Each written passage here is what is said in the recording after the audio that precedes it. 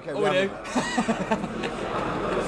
Hello and welcome back to the One Piece Treasure Cup final from Birmingham in the UK. My name is Ross Gilbert and I'm joined one final time this weekend by the lovely Ben Fitzpatrick. Ben, don't cry, it's been emotional. We've still got a final to go. I am delighted. We can have the tears at the end. Yeah, I am so excited at this prospect of this final that we've got coming up. It's been such an emotional day in top 16 from all the players around. We saw the reactions as well from our player Jose, who has made it through on stream to this very final, and he's got a very big challenge to come up against as well to overtop it. It's the deck that we were all talking about at the start. It's green, it's Eustace Captain Kid. Yeah, and I mean the best thing about this matchup is we've got a Kid banner and we've got a Trafalgar Law banner, so we have been able to put those banners right next to the players in the appropriate places, which is kind of brilliant. But it is going to be, it's what, you know, from this tournament, this is it. There's been a bunch of Kaido. Kaido, unfortunately, has fallen by the wayside. We saw the last one fall in the previous round. We did not see as much straight red as we were expecting. Blue ended up being the fringe deck we were expecting. But this Trafalgar Law has been a story of the tournament. It's already won down at the Treasure Cup in Oceania, and we've seen a win for red over in North America. If we see a win for green here, then we've seen a green, a red, and a green-red winning, and blue and purple need to start getting jealous. Yeah, and not only that, but also it's three unique decks, which, I mean, we came into the start of this tournament with the big question, what is going to be good? How do we know anything about this? We can make so many different meta calls about purple, about red, but if you have three different decks and three different archetypes winning in three different areas of the world, when it comes to trying to put them all together, we're left with more questions than answers, Ross, because every single deck that's been playing and that has been winning these treasure cups is evident to be able to be strong, is evident to be able to do something in a big competitive sense. Yeah. Where do we go from here? I mean, it really depends. Whenever we have big tournament results, the question is, one of two things is going to happen. Either players are going to follow the meta or they're going to counter the meta. So the question is, does everybody go, right, we don't need blue and purple anymore, green and red are the only viable colours? All the people go, well, hang on a second, if I make these few little changes to my Kaido deck, maybe purple can be winning the next one. And certainly, as excited as I am to see this, and I am very excited to see this, I'm also really excited to see, you know, there's more Treasure Cups coming up over the next few weeks. I want to see what happens at the next few Treasure Cups in reaction to this, but that's a question for then. Right now, we need to crown ourselves a champion, and we started off, we got Mercorco, the Kid player, we got Jose, the Law player, and we haven't seen, oh, there's the first character, it's Jewelry Bonnie. Yeah, nice little start, following it up with a Tony Chopper as well. Mercorco as well, interestingly, we actually saw him play on stream yesterday, I believe it was in round 5, in a Kid versus Kid Mirror matchup. A little bit of a different circumstance and situation here. He's managed to get all his way through into the Treasure Cup final after losing that game, and he's done very well to be able to win in and get himself here to this first ever EU Treasure Cup final. And it is on time, as you can see at the top. I hope they play with a nice swift pace. I have a very long drive to get home today, but we aren't constraining them by time. We've got a best of 3, and we really want to see the best player win here. That is what we're interested in. We don't want tiebreakers or any of that rubbish, and if it goes on too long, then we might have to start bringing in time limits and tiebreakers, because we only have the venue for a limited amount of time. We ain't playing this till 10 o'clock at night. But right now it is an untimed final. Jose gets a Nico Robin down, and we've seen that is a very good card this weekend.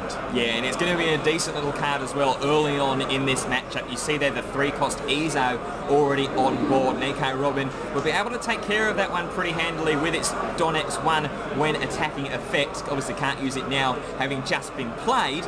As the swing in from the 5,000 power leader Kid is allowed to go through and followed up with that good big Basil Hawkins. Yeah, Basil Hawkins restands when you attack a character. That means you essentially get 2 uses in one turn, which you don't usually get from most characters. And against decks of a lot of small characters like the Trafalgar Law deck that really only plays 5 cost and lower to take advantage of the ability, that is always an advantage. Now Nami comes down, and let's look at the top 5 cards of your deck and find a Straw Hat Pirate. Not a lot of options there really either, Ross. You see a couple of the green 5-cost Trafalgar Law. He's pulling that Tony Chopper out, and I think that's really going to be the only target here. But if you're playing Trafalgar Law, you're actually not too worried about only being able to see that. If you can flood your board with these low-cost cards, with these low-cost blockers, you can then use that Law leader ability. You've heard it all the time throughout this weekend. Pay 2 Don once per turn. If there's 5 characters on the board, you can return a green character and play a red character with cost 5 or less, and a green character for a red character at cost 5 or less. Yeah, which is a huge advantage. We like this very much indeed. We do see the Gum Gum Jet Pistol coming down. Just that event card, just taking out that Basil Hawkins. I don't want to deal with it, and I don't have to. And then we see a swing with the Trafalgar Law just into the leader, seeing if we can poke off one of those life nice and early. And it seems at the moment like there is a bit of thinking going on. Oh, I thought the table's falling down then, but no, we're just readjusting the camera, and we do see the X-Drake coming down there as a counter, just saying, nah, you know what, I'm not giving up this life this early. I like the early pressure, however, using that jet pistol to get rid of the Basil Hawkins. That restand ability and the reactivate ability, so valuable, and especially in a deck like this where you're going to be predicting and attempting to play a lot of the one cost and lower cards, but not a lot of them will be blockers, and being able to get rid of those early by able to attack once, try and bait out a blocker, and if it gets baited, swing in again freely and nicely. Yeah, that sounds like a good plan to me. So we do see the Jewelry Bonnie there having been used. It's always nice to go and, you know, search out those characters. It's nice to get an advantage. We do see the Nekamamushi there, which is being used as a counter. Yep. Yeah, but it seems like there's still a life being taken as well. There's lots of attackers, and now X-Drake comes down to take out the Jewelry Bonnie, which is always an annoying thing to happen. And Makorko here's got a lot of answers, taken out 2 of the 4 life already, and maybe, I mean, this might just be wishful thinking, might see a quick end to game 1. It could be possible, but I don't think you can underestimate this Trafalgar Law game, this Trafalgar Law deck.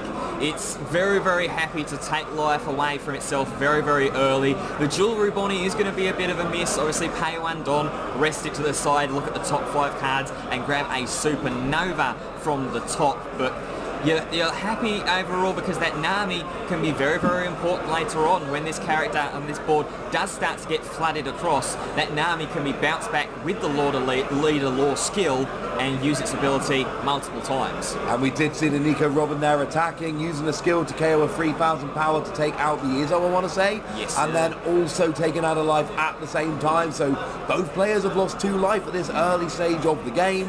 Obviously, you know, Jose really wants to try and get 5 characters on the board, using using Law's skill to start jumping characters around, you know, playing 5 cost for 2 Dom. But then Makorko, we know the dreaded 8 cost Law coming down, slowing the game right down and poking away while stopping you being able to take any life, because when that 8 cost Eustace Captain Kidd comes down, that is the only, as long as it's got a Don and is rested, it is the only viable target. Yeah, it's been the bane of so many players' existence here throughout this weekend. That's why Eustace Captain Kidd is right here where it is at, competing to try and become the first ever UK Treasure Cup champion. Just a couple of options here for Jose as it's still over to his turn. I think if I'm Jose right now, I'd like to see a little bit more aggression. I'd like to see a Rasher being played down, and just like that, you get what you ask for. Mr. Main Character himself, Monkey D. Luffy, swinging with 7k. And it goes through. There's no stop there from Makorko. We do take the 3rd life, and we get the 1 cost Tony Chopper. And, you know, the last game we saw Jose play, it did not go really to form. Now we're seeing it go a lot nicer. This is exactly what you'd be looking for. You don't want to have no characters out and 10 Don in the leader. It's fun, but it's not a best long-term strategy. What we've got here is a far better board state. You've got Nico Robin, who's a decent attacker, Luffy, who's a good attacker. You've got your Tony Chopper, who's a really good blocker to direct an attack back towards it, stop a life being lost. And you've got Nami as well, which is going to get replaced, but it's nice that it's there.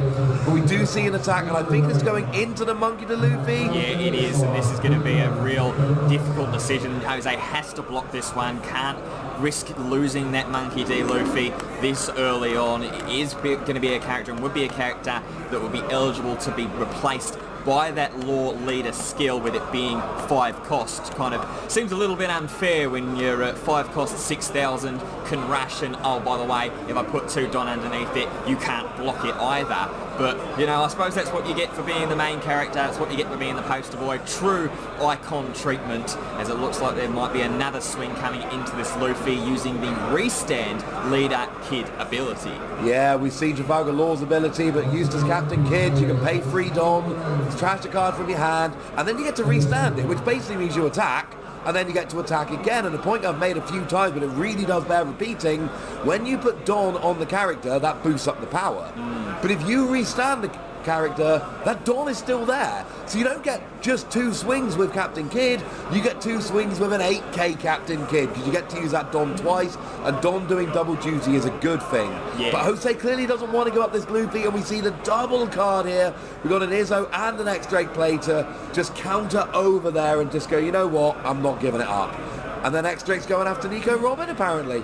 Yeah, not a bad strategy, I think, here, and Jose happy to let it go down. That's why he wants to get rid of the Nico Robin, a killer and a Capone, consolidating his board up with a 2 cost and a 1 cost blocker. Doesn't have the Don up and available to slide underneath the killer, so if it does need to be utilised for its blocker ability, will not be able to draw the extra card off of it. That's a little bit of a downside, a little bit of a downer if you move Corco, but you're happy to get rid of the thing that will get away one of those 3 cost or less blockers, and then you're consolidating your board a lot better.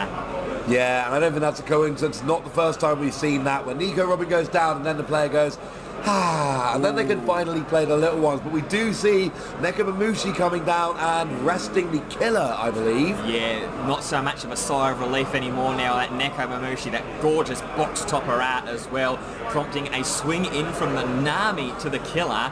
That lost out a penguin block, but the law going into it, the leader law, will not be able to withstand that one. So that is going to go into the discard pile and not drawing that card that we mentioned earlier. Yeah, unfortunately, you lose the character, you don't get the blocker anymore, you don't get the card when it's going down. You don't really get what you needed, unfortunately. Hey-ho, you can't win them all. So here we go then with Trafalgar Law. It seems like we've got some decisions being made here. There's 3 cards that Jose is clearly considering. There's a lot of Don available at this stage. So the question, and I think we've actually got to the point where all the Don is now available. We've got all 10 liberated. And with these decks that play the first few turns quickly, you turn around and boom, there's $10 on the floor. Yeah, it's almost in the blink of an eye. He was just trying to debate. He is now finally going to go with the 8,000 Luffy into X-Drake. Does have the 2 Don underneath it as well, so Capone cannot get involved, and Nicorca has no choice but to let that X-Drake hit the discard pile. I thought that was what he was initially going to do, but just looking at his hand, like we said in the top 4 game as well, just considering your extra options, and now here's a real chance to put the pressure on. Starter deck Trafalgar Law. Comes in, lets you restand the character, so you restand that Monkey to Luffy. This is a big thing. Has to be a 5 cost or less, and it has to be a Supernova or a Heart Pirate, but that's alright. Luffy totally counts. And now we get another attack, and again that Don is still on there, so that Don's pulling double duty. We see another card being taken out. Jose takes out another life from Macorco here, and Macorco's not got that 8 cost kid out doing its thing. You've got a single Capone, and again Luffy just ignore Capone and just keep attacking. It's one of those skills you don't know how good it is until you start playing a few games and you're like, oh, Luffy's broken. Yeah, it's a ridiculous card. Luffy just stretching out that elastic arm saying talk to the hand because the face ain't interested. Now the game going back over to Macorco, and like you said, it's big catch-up duty here for the Eustace Captain Kidd deck. And this is the thing, this is the way that this Trafalgar Law deck works when it works well. When it gets that explosive start, floods the board with these lower cost cards, gets to 10 Don, and then all of a sudden, well, I'm just going to have a load of characters flying around, and you've got to have an answer. It demands an answer from anybody that faces it. Yeah, it's a brilliant card, and you know, for Macorco here, you're far from out it. I mean, honestly, now is the time you really want the 8 cost kit. Yeah. Bring that out. You've got one little blocker there. Maybe if you could find another little blocker, that would be huge. If you've got some counters in your hand, that would be huge. And then, you know, you swing with your kids, you swing with your leader, and you sit there and you throw a few attacks out. And we've seen this. It slows the game right down, but it's basically a case of, you know what? I'm just going to sit here behind my kid that you can't go through. and I'm going to protect Kid and just attack with what I can. And I hope that by the time it takes you enough time to muster the resources to take out the Kid, that I've got a few attacks off, I've got a few attacks through, and job is a good one. I want it to work for the sake of Makorko, because I think that's what he's wanted for, but if you're looking at Jose here, you want to go with the Kid for a couple more turns. I've almost got this. Yeah, it's almost agonisingly close at the moment for Jose to try and get that one-game lead in this untimed best-of-3. We finally see a decision 9,000 swing from the Captain Kid, and it will take down the Monkey D. Luffy. That is a big win, but it does mean that there's not going to be any 8 costs coming in this turn. Killer and Penguin, does he have the Shachi to combo? No, he does not. That's annoying, although I want to point out, right, Jose's only playing Shachi actually, no Penguin, just a Shachi. But then we see the other player in the final playing Shachi and Penguin, and, you know, these are cards I've been championing all weekend, and look, you know, basically 75% of the finals is playing that card. One player's playing both, the other's playing one of them. So, you know, I'm just feeling a little bit vindicated is what I'm saying here, Ben. I'll feel a little bit more vindicated if in Romance Dawn the set gets reprinted and the 2 cards are actually next to each other numerically. You have no idea how infuriating it is when you put those cards in a binder, you open up to a gorgeous green double spread page, Shachi is on the left-hand side and Penguin's on the right. The art's match, Ross. Put them together. I mean, I'm not arguing with that. What I am also not arguing with is a Nekomamushi with 2 Dawn attached. Ooh. It's attacking into the Kid now. It's not going to take much. You're attacking 5,000 into a 5,000 leader, so any counter will do. Or you could use Capo. We see Beppo coming down there just as a bit of a counter. But we've seen this so much all weekend from these players. So many of these attacks are just, might work, but I'm probably just going to cost you some resources. We're seeing this again from Trafalgar Law. Maybe this attack goes through. More likely, it goes through the Killer. And then Makorko gets to draw a card. His Killer had a Don under. But basically what Jose's doing is going through and just getting rid of resources. We see another attack with a 6,000 Trafalgar Law. And again, maybe this works, maybe it doesn't. That's not really the point here. The point here is, I'm just going to poke away enough, get rid of your resources, and then we are going to get to a stage where I'm going to run you out. We see Capone coming down as a nice 1-cost blocker. We see Nico Robin, and either of those characters are in Nico Robin range. So I'm liking what Jose's doing here, and we do have the full 5 characters, and this looks like we're going to swap Nekomamushi for Luffy with the 2 Dawn. We can't get blocked. We do take out the final life. Oh, and if next turn Jose is in a good position, those blockers don't do nothing against Luffy, and quite frankly Makorko needs an answer to that Luffy, and he needs it now. Yeah, that was so smart there as well from Jose, making sure that it was just with the little toe pokes and everything like that, getting away, like you said, all those counters, reading one of those blockers. You saw that Makorko was pushed back into a really awkward corner. He had to keep the blockers out in fear of a Rasha coming, and that Rasha did come, but unfortunately it was the one that Makorko did not want to see. That Monkey D. Luffy holding that 2 Don in the back pocket and saying, well, you know what, I'm just going to go over the top of every single one of you and put you down to 0 life. Fantastic play from Jose. I mean, in this game, Luffy's been the difference. Yeah. Luffy has absolutely been the deciding factor in this game. We've not seen it in all these red-green decks. It's not always been the case, but in this particular matchup, Luffy is the difference. And the fact that you can, play a 1, 2, or 3 cost card and then just pay 2 to play the 5-cost Luffy. Sometimes you're paying the same amount, sometimes, but you got value out of that Nekomamushi. That did some stuff. Then you paid 2 Dom to basically upgrade it to the 5-cost Luffy anyway, and it's little things like that that give this law such an advantage. You see it pulling off these little tricks that other decks just don't have. And the bizarre thing as well is that we were talking about some of the treasure cups that have already concluded, Ross, earlier just before this game started. That Australian treasure cup in Sydney, the law deck that won that treasure cup played 1 copy of this 5-cost Monkey D. Luffy. 1 copy. We're seeing it put so much work in, and it's how hard it is for Makorko to try and respond and answer. We see a Jewellery Bonnie hopefully trying to find some kind of way to get that 5-cost Luffy out of here. It is in those kind of awkward cost ranges. But what do you do when it's got 2 Don underneath it and all you've got is blockers? You attack with your leader. I mean, at this stage, basically, if I'm looking at Mokoko's side of the field, I'm like, well, the best attacker by far right now is your leader. And so you put a bit of Don on your leader, you attack into the Luffy, maybe even being prepared to restand and attack again if necessary. And I'm not saying it's the best plan, but I am saying at the moment, Mokoko's board is basically built with blockers and Jory Bonnie that, you know, it's lovely to get the surge, but that's all you've got. Yeah. And Luffy doesn't care about no blockers, Ben. Luffy's going to go right around those blockers, so yeah, quite frankly, there's not much going on Mokoko's side of the board. There's no 7-cost kid, there's no 8-cost kid, there's no real attacking threat. Mokoko, against a lot of decks, having all these blockers out would be good. If Jose gets another attack off with Luffy, you've got to imagine he's going to win. And Jose is the one player we've seen all weekend that is not afraid to go, ha, 10 dot on Luffy. You can't counter this. Now we're just seeing Mokoko just flirt with a little bit of Don there. 3. He still does have the 8 up and available, ready to try and put that 8-cost kid in play if he has it. But like you just said there, Ross, with the best attacker at the moment on board being my leader, do I just put 5 underneath the leader, swing in for 10k, either force the block from your Capone or just take the life, kick the 3 Don to the side and go, well, let's do it again? Yeah, I mean, I'm attacking into Luffy, though. You've got to get rid of the Luffy. Yes, of course. Your life, don't get me wrong, I want to get rid of the life, but I'm going after the Luffy. And yeah, and I think I'm building up for 2 swings, because if you got 1 swing, you know that Capone's going to do it. Mokoko can't get round blockers like Jose can. So essentially, I'm putting as much Don as I can get away with, and I'm just I'm attacking in. And it's not an ideal situation, but it's the best I've got.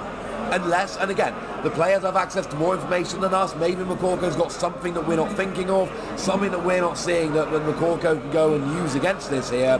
But otherwise, yeah, that's what I'm seeing here. That's why these players are at the final table and we're not right here, Ross. That's all I can say. Not missing that obvious play to try and take out that monkey D. Luffy. We'll now finally Hey, I saw the monkey play. Hey, yeah, you did. You did. I'm fully saying that I missed that one. Now here comes the Luffy play. It's going to be just 7,000 into it. But it goes because of the rest from Straw Sword that was played earlier. Rest of Capone, and that literally came right down the rest of Capone and straight into the Luffy. And that was the decision for Mokoko. It was, do I really want to use a Straw Sword here? I might be able to just attack twice. And the answer was, no, make it happen. Just make sure you get it happening. And we saw, Mokoko slowed down a bit, took a bit more time to think, because it's one of those situations where you have to get rid of the Luffy. Luffy was probably going to win. One thing to remember, Luffy is a rusher. Yeah. And okay, fine, the Oceania winning deck might have only played 1 copy, but Jose has already played 2. Can he even find another copy of it? Yeah, if he just grabs it off of that Jewellery Bonnie, then he'll be right back into business. Can play it for even cheaper using that Law Leader skill. We see 3 Don being turned, ditching the 8-cost Captain Kid, and now going to try and swing and take out board control here. It is 7,000 into the starter deck Law. That one's going to go through as well. No counters, no blockers, no answers for Jose's board being wiped a bit. And Mokoko here's got 3 blockers. If Jose can get the starter deck Luffy, it's probably game. We don't. We got a Nekomamushi and we got a Capone. And we're in a very similar situation to where we were in the last game, which is Jose's found himself with a board full of no really good attackers and a handful of no really good attackers. So what you're going to do here, you're going to have to attack with Nico Robin. Yeah. And Nico Robin can take out 1 of the blockers, and then hopefully actually, you know what? If that takes out a blocker, Nico Robin takes out 2 blockers, you whack all of your Don on the leader, this could work. Ooh, this could be a very, very smart play here from Jose. Let's see if he manages to see the line. So now 5,000 going just into the leader, taking out 1 of the active Capone with that ability. There goes the counter out from hand. Now what does Jose do? Remember that Penguin is 2,000 power and it is rested. Leader turning sideways, the fist bump comes out, and there has been a concession of some description. I think McCorko might have been the one to concede. It is. Yeah, Jose wins game 1, and it was just a case of, having enough attackers, being able to get round enough of those blockers, and that was a weird kind of muted ending to the game. But Jose does take game 1, goes 1 game up, and Jose now is just 1 game away from becoming your UK Treasure Cup champion. This is awesome, I thought we were the first in the world, but then Australia's a few hours ahead of us, and then we ended up with the event over in the US being a little bit smaller and only being a 1-day event. So we've actually crowned 2 Treasure Cup champions. We're now looking to crown a 3rd, and if we end up with Jose going the distance here and winning this 2nd game, we are going to see Law taking down 2 of the 3 available Treasure Cups. And I'm sorry, but at that stage, I don't think there's much of a counter-argument until somebody proves it otherwise. Law is the best deck. Yeah, Laura's been being given a really fantastic demonstration here throughout both days, right? We had Jan playing Law at the back end of day 1 through the rounds of Swiss, played it fantastically against 3 unique different matchups, Red Luffy, Green Kid and Blue Dave Flamingo, and then being played here in top 4 against Kaido to book Jose's place into this very final. And it's done well even when it's kind of stalled and sputtered out a little bit, hasn't it? It's had those opportunities where it's just kind of, the board has been cleared a little bit, Captain Kid has done its control-y kind of thing that it likes to do, but there's always been a way to bounce back from it. There's always been those rushes that have been able to help. There's always been those blockers that can flood the board and then mix and match with the Trafalgar Law leader ability. It seems like that it's just a really great whole and rounded deck, and it's being piloted fantastically by these players. Indeed, and it's funny you should mention Jan, who we saw in the last 3 rounds yesterday. I mentioned the curse of the first with the undefeated player often not going very far. Jan lost in round 1 here. Wow. Jan went out in top 16, so from 9-0 day 1 to a top 16 finish, didn't win in day 2. And that happens surprisingly often. We see these players in day 1 going undefeated and they look unbeatable. And it is a weird thing that I've seen tracked across multiple card games. Oftentimes the player who wins wins day 1, goes undefeated, ends up losing in the first knockout round. It's weird, but it happens. Wow, what a shame for him after he played so valiantly throughout that day, but it's certainly not anything that you've got to be disheartened about. Top 16 in the first event where we came in knowing very, very little, picking a deck that a lot of people certainly respected, don't get us wrong here at the desk, but didn't think was going to go all the way up to be one of the 2 in the final here. It's just a great advertisement for the playstyle and for the deck all around, and we certainly hope that throughout the rest of the year and tournaments to come that he continues to put on a show. Yeah, that Trafalgar Law I think is going to be staying around for a little while. Green, and that's the thing, you're taking all the best cards. We know the skill is good. Yeah. And you're taking all the best cards from red and from green. So it's going to take a lot to supplant it. Now we do see McCorko getting that turn 1 Capone coming down. You get 1 Don, you play a 1 cost card.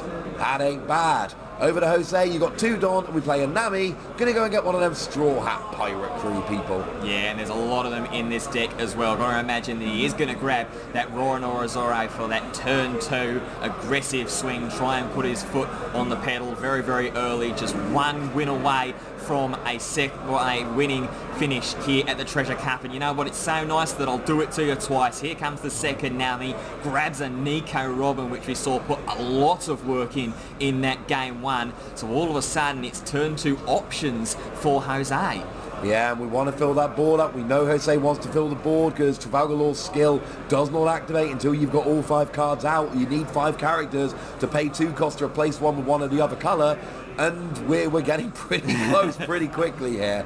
McCorko, I mean, not much went McCorko's way game 1. It wasn't this big back and forth game that could have gone either way. McCorko got a few blockers out and did some frustrating, but really Jose had a very good game 1. Now we do see McCorko taking an early life here from Captain Kidd, and we see Jewelry Bonnie coming down, and oh look, it's going to search a card. Who could have seen that coming? This is a better start from the one that McCorko had, being able to just flood the board up, get yourself a little bit set up, revealing the blocker Trafalgar Law, alternate art as well there. That's going to be a nice little piece to play down on turn 3 and utilise that ability to try and get possibly a Neko Mamushi rest down play to get rid of maybe a Jewellery Bonnie of Jose's own. But now here comes a Nami swing into the Jewellery Bonnie. I love this. No Don attached, and it's going to be allowed to go through as well. That is fantastic. It's not being afraid as well. We know that Jose is certainly a player that plays with absolutely everything out on the table, and not being afraid to not attach any Don to that little 2,000 power Nami and take out a big key piece in the Captain Kidd game plan. But then we saw an attack with Trafalgar Law which went through as well. So Makorko either doesn't have counters or isn't willing to use them. The Nami, being a bit of a cheeky swing on Jewellery Bonnie working, and then a swing into the life working as well. I mean, Jose at this stage is thinking, well, what's going on? Do you have no counters, or are the counters on cards that you really need to be playing? See, because remember, if you use a counter, you can't play the card. So this is interesting. We now see Nico Robin coming down, and we know how much havoc that can wreak. And then a Jewellery Bonnie of Jose's own, although I don't think there's any Don left to actually use it yet. No, that search skill will not be activated this turn, but it does set Jose up brilliantly for next turn, whether he wants to utilise the searching option or just play an extra 1 cost down. Then that Leader Law activates, and he'll be able to start bouncing cards from different colours around onto the field. It was as well there, Jose, just flirting with the idea of perhaps trying to play a Neko Mamushi that he had in his hands, trying to tap down that Capone and maybe swing at it with the other Nami, but deciding against it, and I back Jose with that that train of thought, not wanting to try and overcommit resources. No, I think sometimes being a little bit more reserved can be good. And the thing about Jose here is you're 1 game up. Yeah. So you do have the opportunity. You know you can lose this game, and you don't want to lose this game. But whereas, if it comes down, you might have to take some big risks to desperately stay in the game. Jose's not in that position. Jose can be a bit more measured, go through the motions, and, any desperation plays can wait till next game. So that does give Jose, you can go a little bit slowly, not overextend your resources, and if it does turn out you play a little bit conservatively because of it, well, that just gives you information to use in game 3. Yeah. It does. It is a very nice option just to be able to take a little bit of pressure off, breathe a little bit of a sigh of relief and go, I've got that game advantage early and able to just try and play to the best of my abilities. Makorko having him really, really deep think about what he wants to do with this turn. 5 Don open, so it does signal the opportunity perhaps for that 5 cost Law blocker that we saw revealed a turn earlier off of Jewellery Bonnie. It could also bring in an opportunity to perhaps tap something down, and that's what we're going to see now. Neko Mamushi is going to go down 3 Don underneath the Leader Kid. You're not carrying out of that. No, Makorko not happy and not putting up with that Nico Robin trickery that he did in Game 1. Wants to get rid of it nice and early. But it does mean there's not really much board pressure responding there from Makorko. He's able to get rid of something that's going to absolutely cause a big problem in the mid to late game, but in these initial stages, Makorko's just looking a little bit vulnerable for my liking. Yeah, there's not much going on is the problem here. And we know that Jose, yes, fine, we've got a bunch of 1-cost characters on the board at the moment, but we know how quickly that can change. If Makorko wants to get these big characters, he has to pay for them. He has to pay 8 to get the 8-cost kid, 7 to get the 7-cost kid. Jose doesn't. Jose has to pay 2 to get the 5-cost Luffy. That's a big difference. Now we see the 1-cost Capone coming down. Oh no, it's being searched out, by Jewellery Bonnie. Yeah. Although I do think it's going to come down pretty soon, honestly. But first, we're going to see a Neko Mamushi to rest the Capone. Nami taking it out, and Jose has apparently discovered that Nami is good at taking out 1,000 power character cards, and it's going. There is the Capone, and oh look, it's a full board. Yep, and there's 2 Don being turned sideways. The tap of the acrylic case there for Trafalgar Law. There is the bounce and the activation of the 5-cost blocker Law. Here's a combination. Stop me if you've heard this one before, Ross. It's Law into Rush Zorro into a life being taken.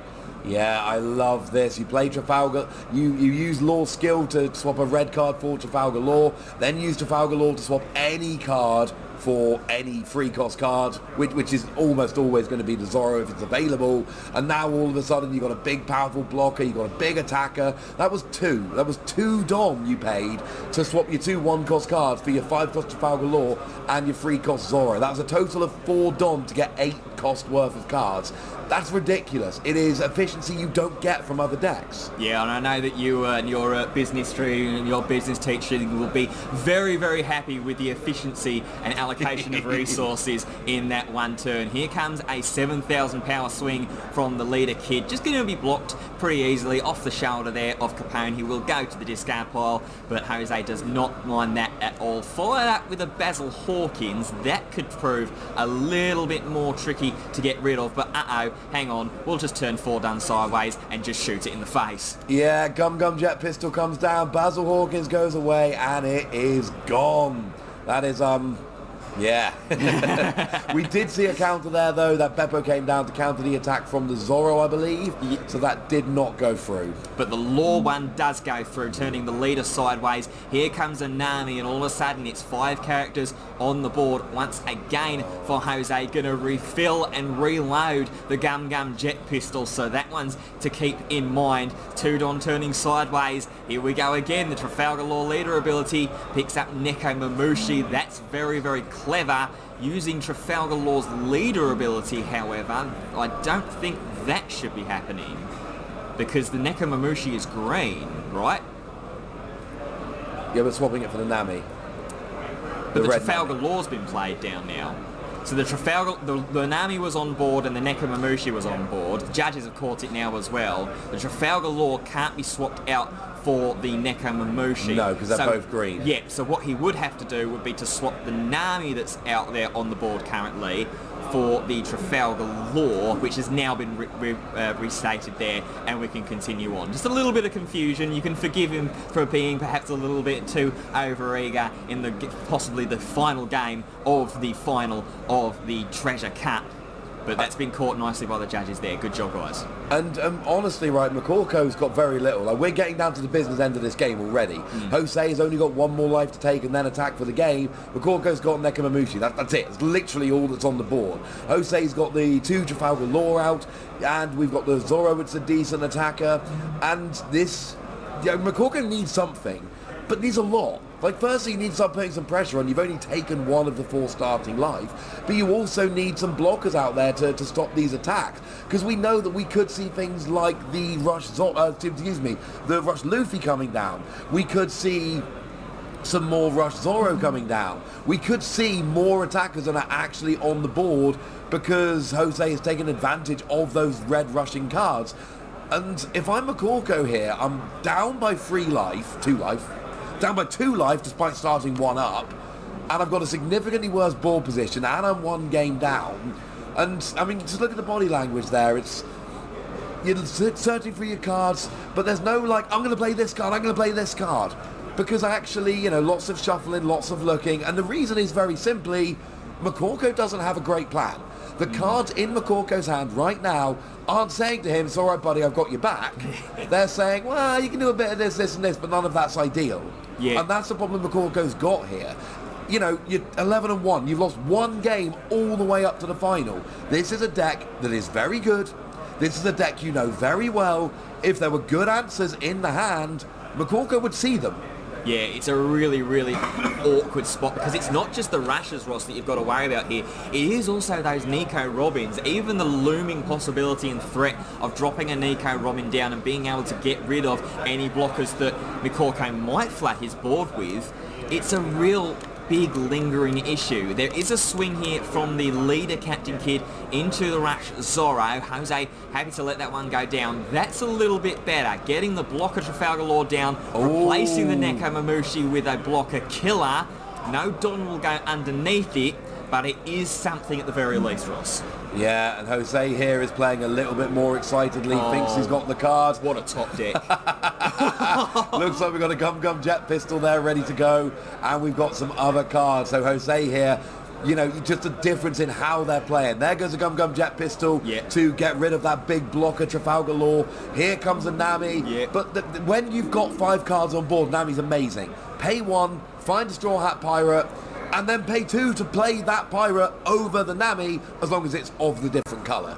And you know what's unbelievable, Ross, is that off of that Nami he just searched, he found another Rush Zorro. That's the top deck and the actual one as well. So being able to possibly lead a skill here, utilise that Trafalgar Law, or bounce perhaps the Neko Mamushi for the one that he's just searched off. There's going to be a 5,000 swing that will draw out a counter.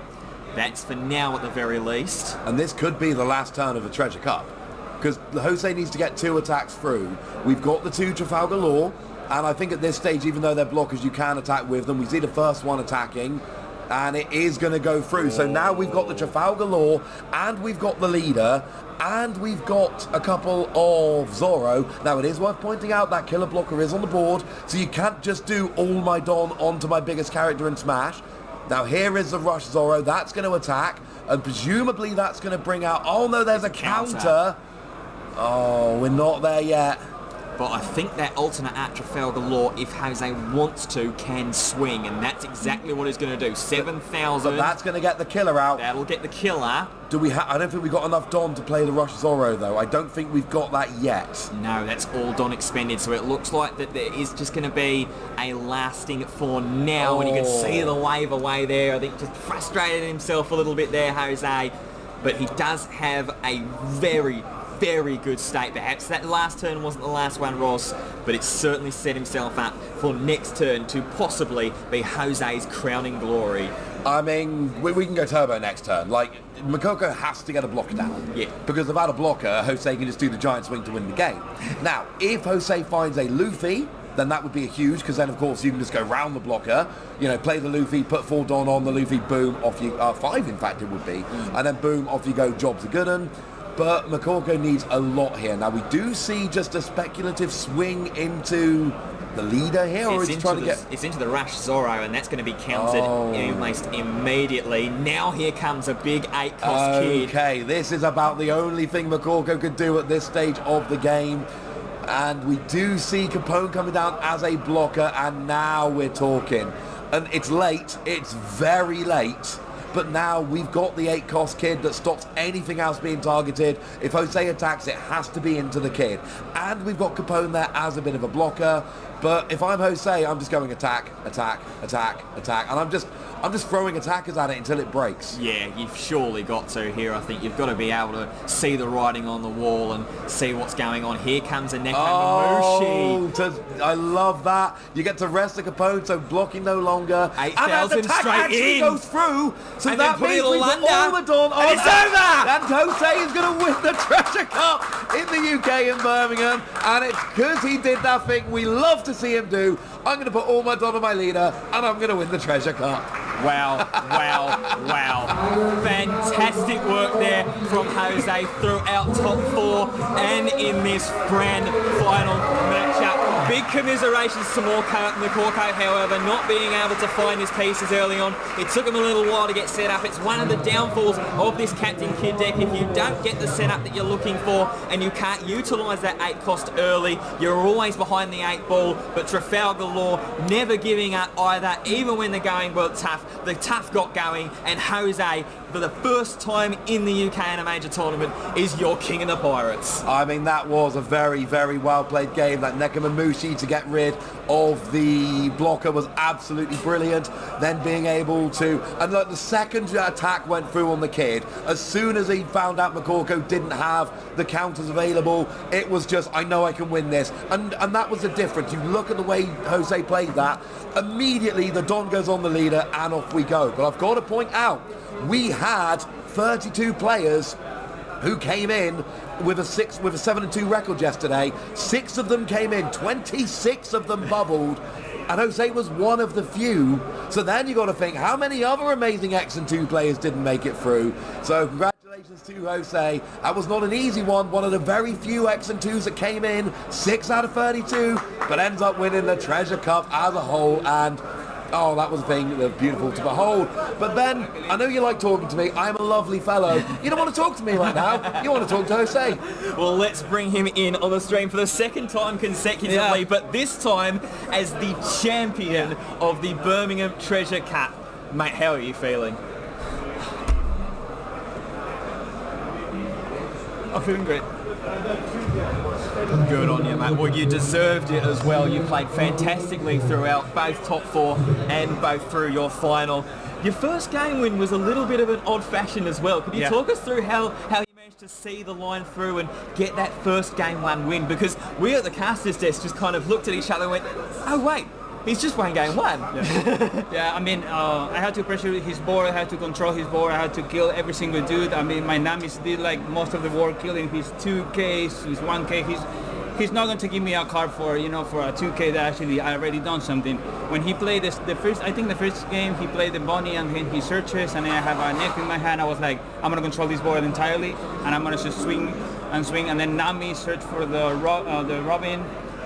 That card is actually a pain for the green matchup, so I just swing 5. You don't need to swing more. I mean, doesn't matter if you hit for 5 or hit for 100.